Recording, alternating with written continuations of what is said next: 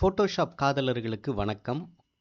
பொதுவா நெறைய பேருக்கு வர்ற ஒரு கேள்வி என்னன்னா, நான் வந்து பிஎன்ஜி இமேஜ் தான் நான் வந்து தேடி நான் வந்து ஃபோட்டோஷாப்குள்ள கொண்டு வரேங்க.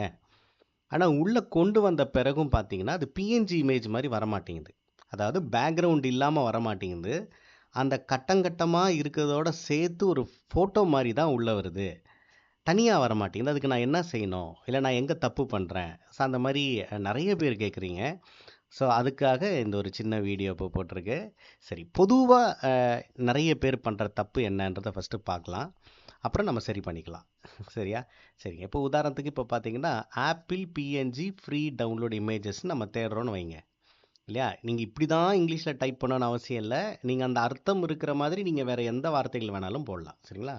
ஃப்ரீ பிஎன்ஜி இமேஜஸ் ஆப்பிள், இல்லைன்னா ஆப்பிள் ஃப்ரீ இமேஜ், இல்லை ஆப்பிள் இமேஜ் ஃப்ரீ பிஎன்ஜி, இல்லை டிரான்ஸ்பரண்ட் இமேஜ், அந்த மாதிரி நீங்கள் எப்படி வேணாலும் தேடிக்கோங்க. ஸோ நான் இப்போ சும்மா நான் ஆப்பிள் பிஎன்ஜி ஃப்ரீ டவுன்லோட் இமேஜஸ்ன்னு போட்டிருக்கேன். ஸோ நமக்கு இப்போ பொதுவாக இப்படி தான் ரிசல்ட் வரும் இல்லையா? இப்போ நம்ம என்ன செய்வோம் அடுத்து?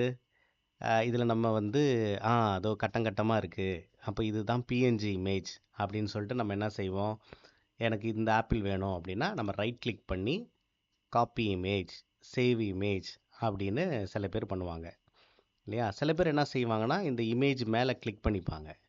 இப்போ இங்கே பார்த்தீங்கன்னா பக்கத்தில் கட்டம் கட்டமாக இருக்குல்ல, ஓகே இது பிஎன்ஜி இமேஜ், சரி ரைட் கிளிக் பண்ணலாம், சேவ் இமேஜஸ் இல்லைனா காப்பி இமேஜ் பண்ணலாம் அப்படின்னு யோசிக்கலாம் அதில். பட் இப்படி பண்ணக்கூடாது. சரிங்களா? அதுக்கு பதில் என்ன செய்யணும் அப்படின்னு சொல்லி பார்க்கலாம். இப்போ நீங்கள் வந்து இமேஜ் பார்த்துட்டீங்க. ஸோ இந்த இமேஜ் இங்கே காமிக்குது பெருசாக. இப்போ நம்ம என்ன செய்யணும்னா, இங்கே போய் சேவ் பண்ணாமல் காப்பி பண்ணாமல் இதனுடைய வெப்சைட்டுக்குள்ளே போகணும். இது எந்த சைட்டுக்குள்ளே இருக்கோ அந்த வெப்சைட்டுக்குள்ளே போகணும். அதுக்கு நம்ம இங்கே கீழே அதனுடைய சைட்டோட லிங்க் காட்டுது. ஸோ நான் அதை கிளிக் பண்ணுறேன். ஸோ கிளிக் பண்ணோன்னா ஒரு புது பேஜ் ஒன்று ஓப்பன் ஆயிடுச்சு இல்லையா? இப்போ இங்கே நிறைய பிஎன்ஜி இமேஜஸ் காட்டுது. இதில் ஏதாவது ஒரு படத்தை நம்ம சூஸ் பண்ணலான்னு நினைக்கிறோம். இப்போ உதாரணத்துக்கு இந்த ஆப்பிள் படம் நான் எடுக்கிறேன் அப்படின்னு வச்சுக்கலாம். சரிங்களா? அப்போ நான் என்ன செய்யணும்? திரும்ப இதை பார்த்துட்டு இங்கே ரைட் கிளிக் பண்ணி சேவ் இமேஜஸ், காப்பி இமேஜஸ் கொடுக்கக்கூடாது. அதுக்கு பதிலாக அதை கிளிக் பண்ணுங்கள். கிளிக் பண்ணோன்னே அது இன்னொரு பேஜில் ஓப்பன் ஆகும். இது எல்லா சைட்லேயும் இப்படி இருக்கும்னு நான் சொல்ல வரல.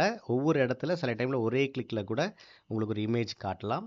ஸோ இங்கே வந்ததுக்கு பிறகும் இங்கே ரைட் கிளிக் பண்ணி காப்பி, சேவ் இமேஜ் இதெல்லாம் கொடுக்காதீங்க.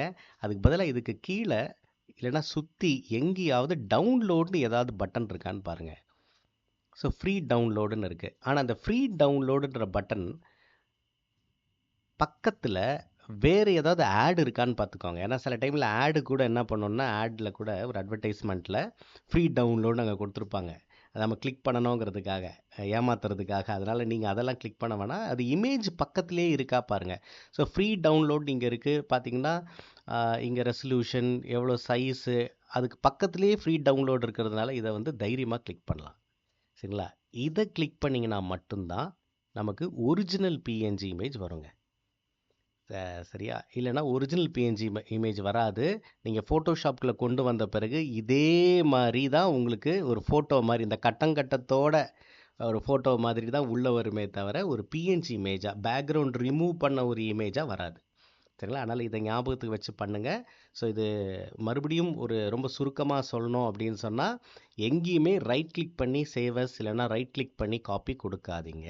அதுக்கு பதில் அதனுடைய ஒரிஜினல் வெப்சைட்டுக்கு உள்ளே போய் அதுக்கு பக்கத்தில் எங்கேயாவது டவுன்லோட் அப்படின்ற பட்டன் இருக்கும். அதை கிளிக் பண்ணி டவுன்லோட் பண்ணிக்கோங்க. சரிங்களா?